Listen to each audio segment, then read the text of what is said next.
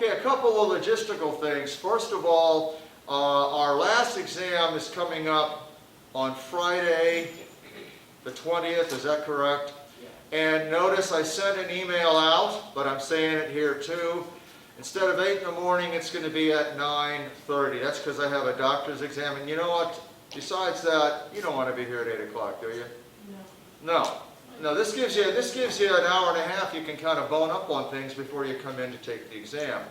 The exam is going to be on what we're covering now, quantum mechanics, and I just emailed out the review sheet in PDF and Word format, and I'll also have a printed version of it available as well. So you can just wait if you don't want to print it out, and I'll have printed copies for you. But you can start looking at it now if you want on your computer. Okay, I put it out there.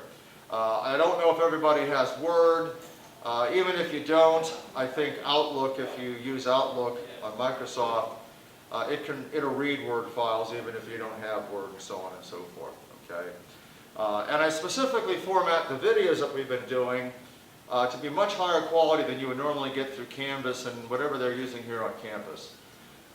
Such that my criteria is, can you watch this thing on a phone if you have to and follow it through. I wouldn't recommend that, but I look at it on a phone and I can read the board, and I could, if my computer crapped out, I could do it. That's been my criteria. Okay, so I've been working hard to do that. Okay, as far as the last exam, I've still got people taking it. I haven't run it through. I have no idea how people did, but I will do the same thing that I did last time. Again, this is why I don't use Canvas for grading, because frankly, Canvas is a piece of garbage. Every time I have to use it, I'm swearing at it, but it's what we got, and you go with what you got. But what I'll put on your Scantron when you pick it up from the last exam is what your current grade is in this class as a percent. I'll use the same formula that I use for the entire semester, except weighted for 3 exams, quizzes. We won't be having any more quizzes. No more quizzes. I'm through with that. Okay? No more quizzes. Okay?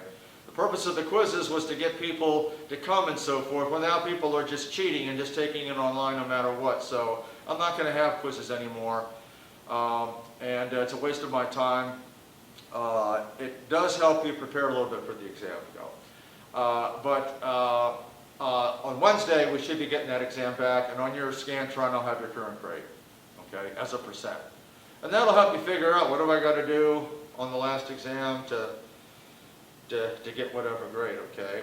There is a extra credit out there, right? There's an extra credit. I sent an email out on James Clerk Maxwell. It's a long movie. It's an excellent movie. I don't think there's any commercials on it except ones put in by YouTube. YouTube has to throw them in there. And you should be aware when you watch on YouTube, if you watch something long, that oftentimes it'll come up and say skip ads, and you can skip out of them. But that's worth 10%. That's worth 2 extra credits. So I need that submitted. There's an assignment that I've made on Canvas for the James Clerk Maxwell movie. You just write it in PDF or doc format or whatever and submit it as an assignment on Canvas, and that's worth 10% on a midterm exam because it's a long movie. I've checked. I don't see a new November planetarium show. If I see that, or if I can coerce my friend who runs the planetarium into putting another one up. If another one is put up, there might be an opportunity for another extra credit, so keep an eye on that. All right, that all said, last class I was talking about the ultraviolet catastrophe, which was the failure of the classical theories to predict the spectrum from a black body. And inspection of the classical theories, meaning electromagnetism and thermodynamics, revealed no problems. There was no mistake. When it fails that badly, as we say catastrophically, you assume that there has to have been a mistake made. And No mistake was made. The problem occurs because when we look at a cavity, okay, essentially just a kiln that's been heated up with this mixture of light coming out. Inside here, it's a helter-skelter arrangement. What happens here is the molecules in the walls of the cavity are vibrating because it's very hot. And when they vibrate, they give off an electromagnetic wave. And they give off an electromagnetic wave at the same frequency that they vibrate at. So if one of them vibrates 6 trillion times a second, then the quote light wave comes out at 6 trillion times a second.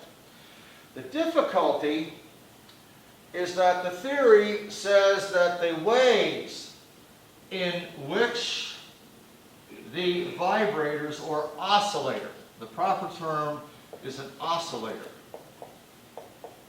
Oscillator is the same thing as a vibrator.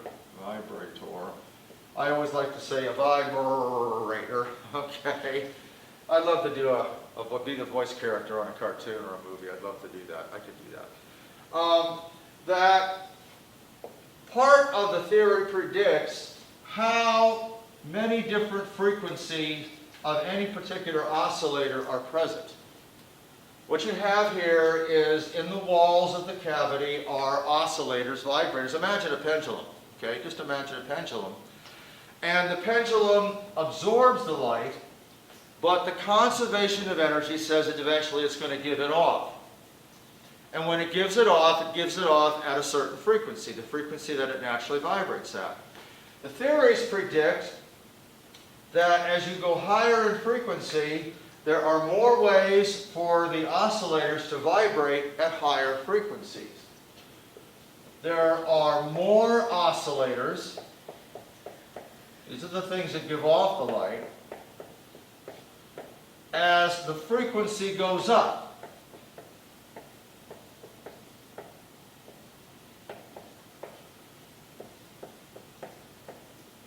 And as a matter of fact, when you get into the ultraviolet, if you remember Roy G. Biv, there will be a couple of questions on the exam about Roy G. Biv, that the frequency of ultraviolet light is higher than the frequency of the visible spectrum. And the classical theories predict that there are more oscillators way up in the ultraviolet than there are down in the red. There is also the assumption that the energy that is in here, this is the conservation of energy, this is completely insulated, so we're not allowing any of the energy to leak out. Okay, it's very, very strictly insulated. And the hole is small. So what we're essentially looking at, if we let some of the light leak out, is we're looking at the mixture of light that occurs in this closed situation. And the classical theories of thermodynamics, heat, and electromagnetism predict that there are more oscillators as the frequency goes up. That means many more ultraviolet oscillators than, say, red oscillators.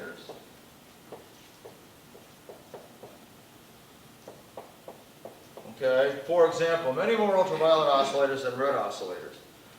Well, just imagine that if I give out a bunch of shirts, there's a reason I wear it's FSU shirt, but it's also red. Imagine that I go out and I give away free t-shirts, okay? And I give out a few hundred of the red, a few thousand, say, of the green, 10,000 blue, and then 100 or 200,000 ultraviolet shirts. Now you can't see ultraviolet light, but does anybody know what ultraviolet light is also called? It lights up fluorescent shirts and stuff like that, makes your shirt look bright white and so forth. It's called black light. Okay, what is it? Spencer Gifts is a store. You go into the back of any Spencer Gifts store, they got all kinds of black light posters and stuff. They shine down ultraviolet on these, and then they convert the ultraviolet to visible light, so it seems like the shirts glow. Well, suppose I give out a couple 100,000 ultraviolet shirts that glow bright, okay? And then I go out into the city and I say, I do a survey and I say, well, who spends the most money by shirt color? Well, it's going to be the ultraviolets because there's a couple 100,000 of them and there's only a few hundred reds, right? Just by their sheer numbers, the ultraviolets are going to win the money race. They're going to be ones that spend the most money in a particular neighborhood. Well, that's what happens here. There are so many more ultraviolet oscillators, most of the light comes out in the ultraviolet. That's the problem. Now, the assumption here is that, let's just carry that analogy a little bit further. When I give you a shirt, I also give you, what the hell, $1,000. Okay?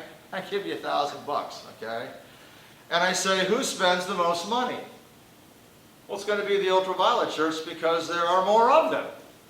Simple population numbers say that. Assuming every colored shirt got the same amount of money. And this is one of the things here, is that we also assume that energy is equally divided among all of the possible ways to vibrate.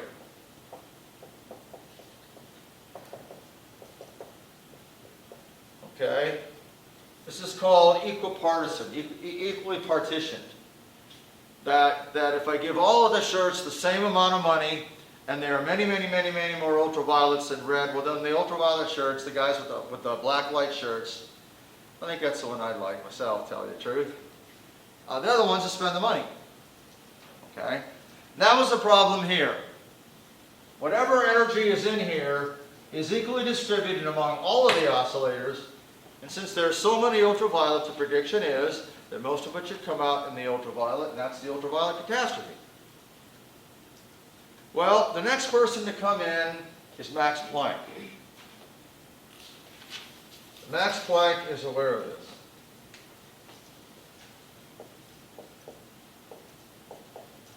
He does many other things, okay? Max Planck. Suppose I did this. Okay, now we're talking about, we got a little small town, a couple 100,000 people, and we got 100,000 ultraviolet shirts out there, and then it gets proportionately less. Okay? But suppose I don't. See, what happens, Bryce? What happens when you assume? What happens? You make an ass out of you and me. Okay? You look at most situation comedies. Situation comedies are based on misunderstanding, miscommunication. Someone takes one thing, assumes it, rather than asking, hey, what's going on? That's how you write up situation comedy, okay? Why do we assume this? Because in every other system we'd ever encountered, this is what happened. In every other system that we ever saw, the energy was divided equally. There were many other cases where energy was involved like this and distributed out, and it was always distributed equally. Planck says, what if it's not? What if it's not? Okay, so here's what he does. I go back to our little town, and I assign a money quantum. And we got red shirts like me, say green shirts, blue shirts, and then the ultraviolet, the black light shirts, the fluorescent ones. Black light was really popular in the 60s, the psychedelic era. That was all. Peter Max was the name of an artist who specialized in this kind of thing. And here's what we do. Now, I'll tell you right now, This is off the wall. It's like, why would you do this? I don't know. He just says, what if? With no justification, what if? The money quantum for the red is $1. $1. What this means is whenever red spends money or receives money, whether you work and are paid or whether you pay out to buy a service or to buy something, you must, all actions must be counting multiples of this basic quantum. And this should be over here. Okay. So red can take in $33, $35, $135. They can spend $1,332. But everything they do, there's no pennies, nickels, quarters, none of that. Strictly dollar bills. Okay? Strictly dollar bills. Okay? For green, now this is going to be more extreme than actually happens in nature, but you'll get the idea. Green, we get some $2 bills. And green can spend multiples of $2, but they also have to receive multiples of $2.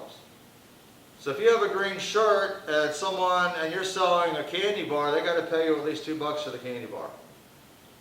Maybe the candy bar bar's worth $1, but they got to pay you $2. Likewise, though, if you go out and you buy a pair of, or you buy some Kleenex, you got to pay at least $2, $4, $6, $8 for anything at the store. So one of the things we notice is it possible for a green shirt to have $3 in their pocket? Can they have $3 in their pocket? No, there's no way they can take in or give out $1. No, they have 2, 4, 6, 8, 10, 12, and so forth. That's another way of restricting it. You can say the amount of money that a red shirt can have is integer multiples of $1. The amount of money that a green shirt should have is integer multiples of $2. So a green shirt can never have $5 in their pocket. They can't pay $5. They got to pay 6 or 4. We make it worse for the blues. $5 bills. And for the ultraviolets, we really hit them hard, and we say $10.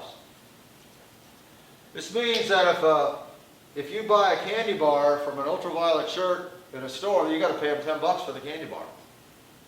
Sounds pretty good, don't it? Yeah, you buy a pair of shoes from them, you got to pay them $60 for the shoes. You can't pay them $55, $75, you got to pay them $60, $50, and so on and so forth. So an ultraviolet can only have $10, $20, $30, $40, $50, $60, $70. They can only have multiples of $10 in their pocket. That sounds pretty good, don't it? Now, I put this restriction in, and I go back and I start the game over again, I give everybody $1,000, and then let the little town go and do its thing. What's going to happen? Would you rather be a red shirt or an ultraviolet shirt? Red. If you let this go for a while, you're going to discover, because now, this isn't quite true in the science regime, but do you spend more often or get money in more often? You spend more often. And what seems to be the rule? Isn't it always that more seems to go out than comes in? Okay? I mean, let's face it, that's goddamn, What's going to happen is, this is going to cause a redistribution in the money. This is going to take money away from the ultraviolets, because every time they get anything, they got to pay out 10, 20, 30 bucks or something. Whereas a red shirt can pay more exactly what is needed. This causes a redistribution. This redistributes the money. This redistributes the money. It's no longer equally partitioned, and this quantum concept, what we say is the amount, the change in the money must equal a counting amount times the quantum. Okay, n is an integer.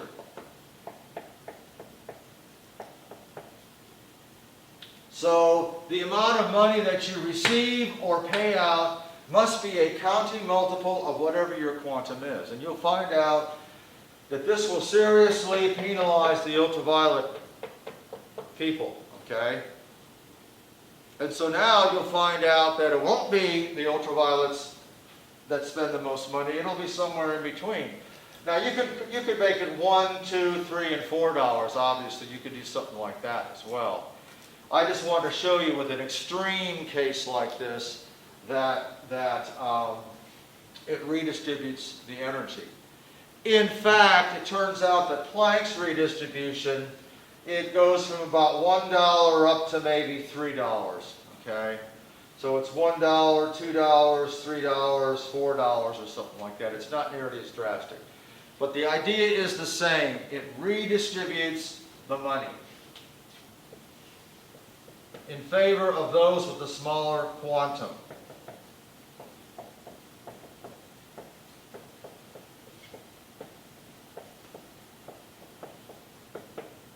Okay?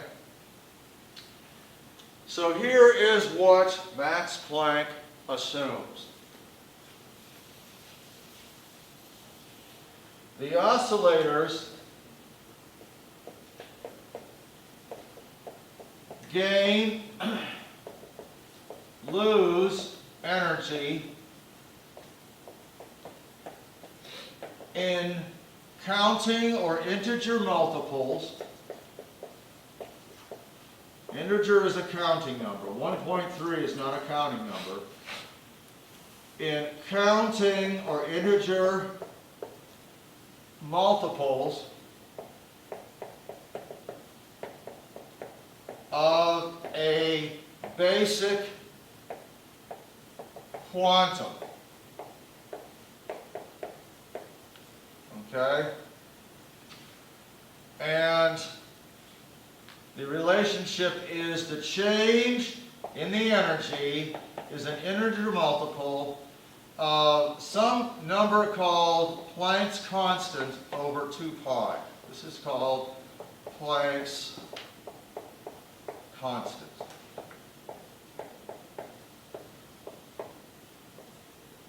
So this number h divided by 2 pi, the 2 pi comes in because of mathematics and so forth, but the basic quantum is h over 2 pi, where h is called Planck's constant. Nowadays, you can get a science book and you can look up Planck's constant. Well, the question you have immediately is, well, how the hell does Planck's constant know what Planck's constant is? Nobody ever measured it. Well, here's what he finds, okay?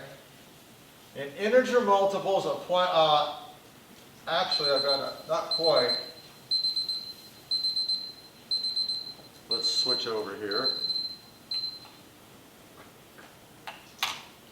Okay. And let's put it this way. The amount of the quantum, let's make this easier, is Planck's constant times the frequency of the vibrator.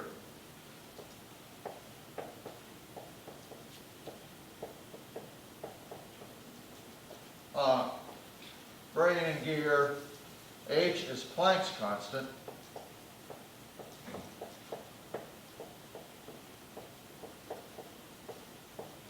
And f is the frequency of the vibrator. And if I go on here, frequency increases. This is lower frequency. This is higher frequency.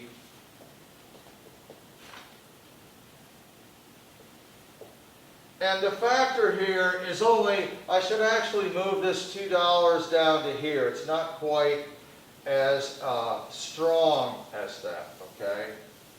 But each of these frequencies of light has a particular frequency, and you multiply that by Planck's constant to get the amount of energy that it's allowed to change. So if you're a red oscillator, you can lose 1 unit of red energy, or 2, or 3, or 4, but not 1.5, 2.5, 1.3, and so forth. The basic energy change that a blue oscillator has to undergo is about twice what a red does. So if a blue oscillator is going to give off some blue light, it has to give up twice the energy that a red one would. And the ultraviolet's even more. The ultraviolet's even more. This means that the energy is not distributed equally. The oscillators gain and lose energy in integer multiples of a basic quantum, and that increases with frequency.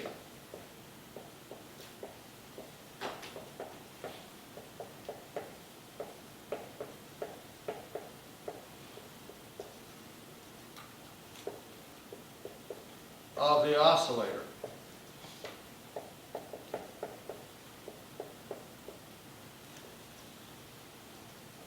So the ultraviolet oscillators might have to give or gain energy in multiples 3 times as large as a red.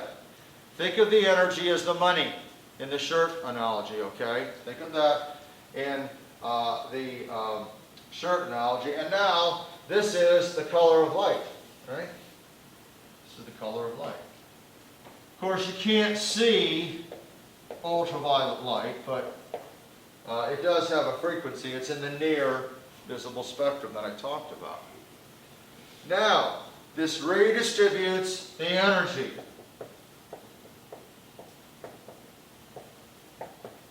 It takes a lot of it away. In fact, it takes most of it away from the ultraviolet oscillators. Most of it. Shoves it on down the line to the other ones. What does it do as far as the experiment goes? Can I take this off?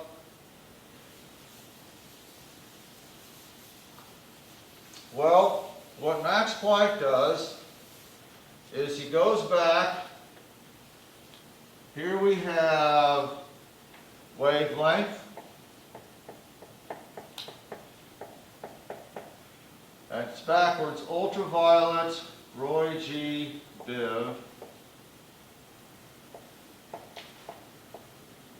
Infrared. This is intensity.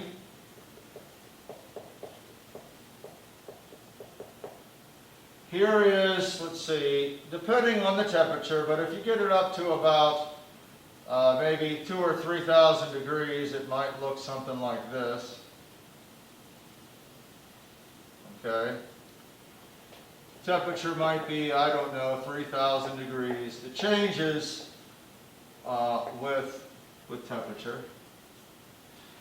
So that's what we showed. That's what you get if you heat up a kiln to 3,000 degrees. It's got to be a special kiln. Most pottery kilns will max out at 2,500. You try to get them up to 3,000, the elements will melt. But they make special, actually you don't use metal to heat. You don't use electricity, you use natural gas to heat it. You get a natural gas burner going, you can get this baby really hot. Okay. You'll also see your gas meter goes zzz, like this. You'll see it just turn around, okay? It's like a, you'll see it go up like a gas pump, okay, as far as the money goes, all right? Well, this is actual reality. Now, how do you figure out Planck's constant?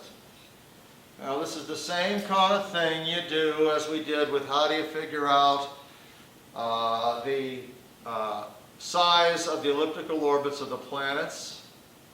You tweak it. That's what Kepler did. He adjusted them and tried different ones until he could get agreement with the data. And so in this case, you put in this redistribution of energy and you don't change anything else. You keep the old theory, I have to stress that. You do everything exactly as was done before, except you put in this radical assumption, which violates what we have seen in any system before.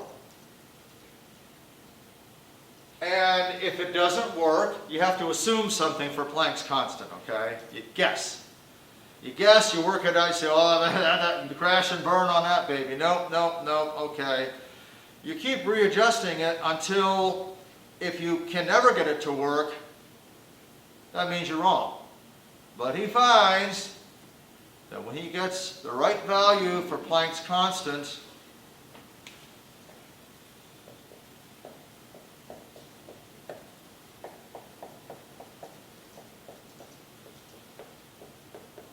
he is able to find a value for Planck's constant where he gets exactly indistinguishable from what nature does. He is able to find a value for his constant where he gets perfect agreement with experiment. Clearly, this is going on. Perfect agreement. The energy in a system like this is not equally partitioned. It's partitioned according to this rule. Now, if you ask Planck why this particular rule, like Kepler, he would say, I don't know. Kepler said, obviously, the orbits are ellipses. I can find widths and lengths of ellipses that work. I know it's true, but I don't know why it's an ellipse. I just know that by observation, that's got to be it. So this tells you that the energy is not equally partitioned, but it tells you exactly how it's not partitioned, or how it is partitioned. Not equally, but we know how it is partitioned. But you can't explain why, other than it works. Other than it works. Any questions or comments? There's no such thing as a dumb question or comment. You know, this is a weird time. This is the late 1800s when all this is going on. Late 1800s, early 1900s, you know, this business with discovering the electron and the rules of relativity in 1905, all of that's coming in. It's a very, very exciting time. We have light, does not travel, has a speed which does not depend on the motion of the observer or source. That's radical. And now we have another situation where light's not behaving like we think it should. Our prejudices about how nature is behaving are wrong. Well, let's look at the next experiment. All right. Could I take this off then? I'm going to be doing some of these experiments again on sabbatical. Some of these experiments can be done at the graduate or advanced undergraduate level with students here at FSU, and it's my job to figure out how to do it, and of course to me it's not a job, it's fun. So when you get to use hundreds of thousands of dollars of equipment that somebody else paid for, that's like driving a sports car that someone gave to you. Okay, fine, I can do this, all right? Okay.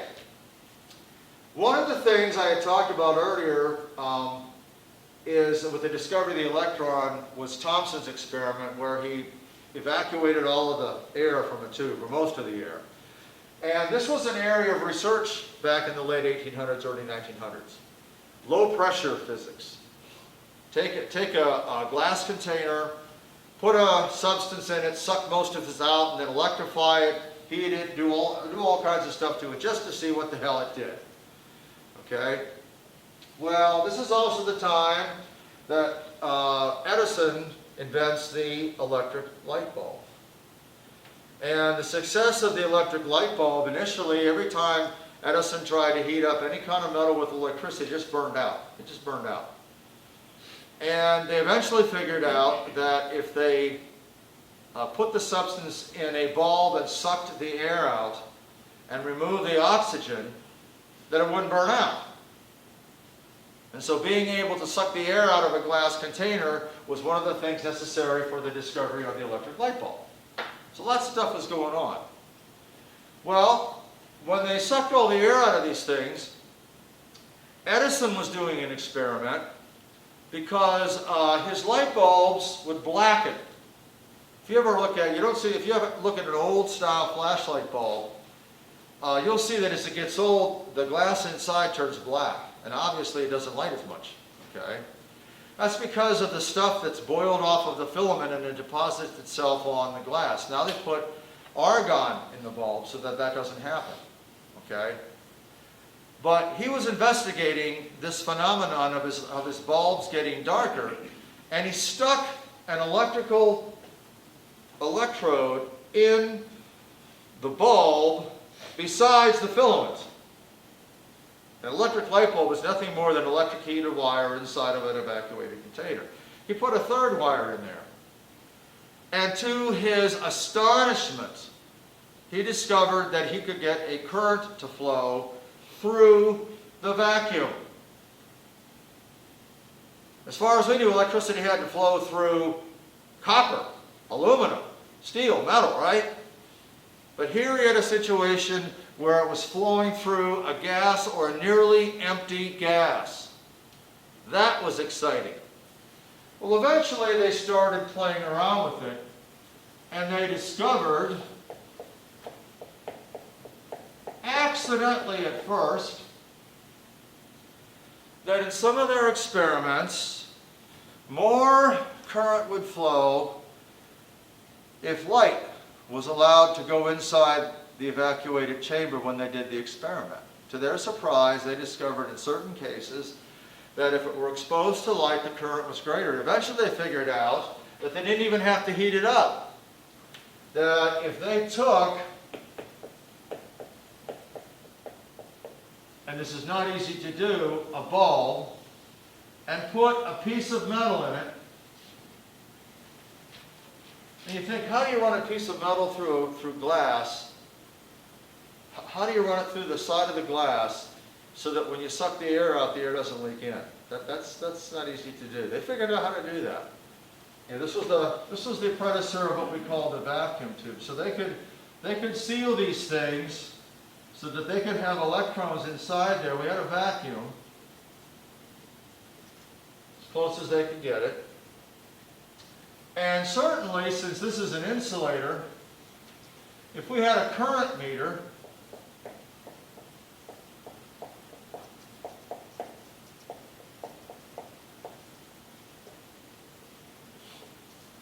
you hook it up to a battery, positively charged. So you put a positive charge on this. Well, that also puts a negative charge down here. These are the electrons we talked about. Thomson's electrons are here. Thomson's negatively charged electrons. We may come back and visit Thomson some more. Okay, we'll visit Thomson. But just about this time, it was about the same time. And what they discovered was that if you did this in darkness, you got no current. But if light, no current.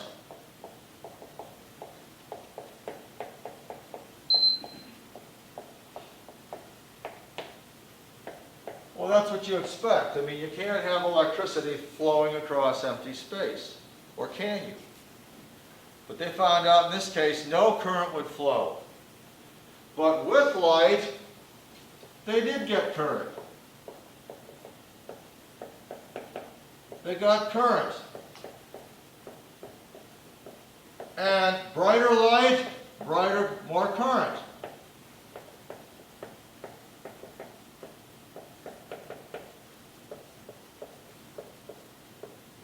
Here was the first device that could electrically measure the brightness of light. Or it could determine whether there was light present or not present. They don't have this one. Photo means light, electric means electric effect. If you go to the grocery store, you know your groceries run down until they just suddenly stop. Well, they have a light source, and then they have a photoelectric device, but it's a modern one. It's a modern one. It senses light. It keeps the conveyor belt going. As soon as the food blocks the light beam, it shuts off the conveyor. Okay? It's all over the place. All right? Well, we can understand what's going on. Light is a wave. Light is an electromagnetic wave. And if an electromagnetic wave comes in, it's going to make one of these electrical charges vibrate. Just like imagine taking a cork and tying it to a piece of string and then putting a rock on it and sinking it at the beach. If the wave gets violent enough, it'll break the cord, knock the electron free, And once the electron is free, it's repelled from the negatives and attracted towards the positive, and it flows. Boom. If you turn up the light, you turn up the amplitude of the wave, you knock more electrons free. This makes perfect sense. This is what's going on. You see, these electrons stick to the metal. They stick to it. And you got to joggle them enough to knock them free of that electrical glue. Well, if a light wave is big enough and comes in big enough, by golly, it will knock them away. And once they're freed, they're repelled and head towards the positive plate. The battery hooks another one on, pulls the other one off because it's a charge pump. We talked about that. And so you get an electrical current. Brighten the wave and make it a bigger amplitude instead of a little amplitude. So you send in a wave like this. Well, hell, that's going to knock a whole bunch of them off, and you're going to get a bigger current. So this made perfect sense. This could be explained using the wave theory of light. Any questions? Well, this is another one of those weird things that doesn't seem important, but it leads to profound changes in how we think about the universe. Somebody said, what if I run the light through a prism and I select one color? So I run the light through a prism, I get a rainbow, I block all the colors of the rainbow except the particular color I want, and I let that go in to the photoelectric tube. Well, then they discovered something remarkable. They tried different colors. Does it work better for one color than the other?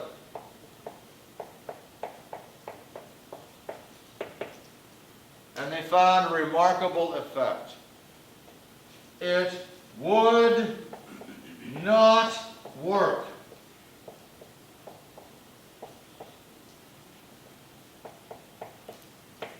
With even bright red light. Dim light, red. Bright red light. It would not work with red light. It doesn't work with bright red light. It doesn't work with dim red light either. It would not work at all. I don't mean you didn't get much current. I mean you got zero current. None. Zero. As if you broke one of the wires. On the other hand, if they sent in blue light, it worked fine.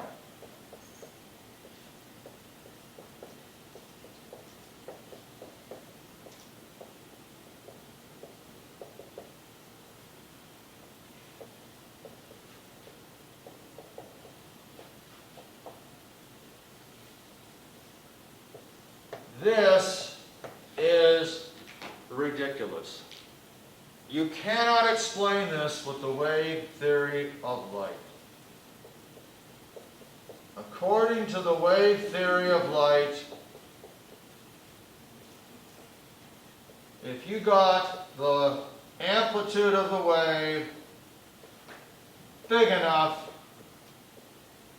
you send in a tidal wave of red light, it should rip all these free and you should get tremendous amounts of electrical current, yet you could send in a super tidal wave and it would not work. Nowadays, you can actually do this and shoot in a laser, a red laser, which is obviously very, very bright. Won't work. Won't work. But take a little ultraviolet light like you use for looking at stamps if you're a stamp collector, and it works great. This cannot be explained with the wave theory of light. Something is wrong here. All right? What we will do is we'll stop there. The person who comes by and explains this, explains it in a paper in 1905. Incredibly, it's the same year that this guy publishes a paper in special relativity. It's Albert Einstein.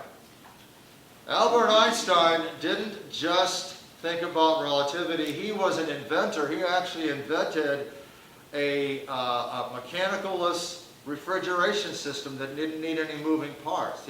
He filed many, many patents. And later on, his discovery in this, he didn't get his Nobel Prize for his relativity work. You know why?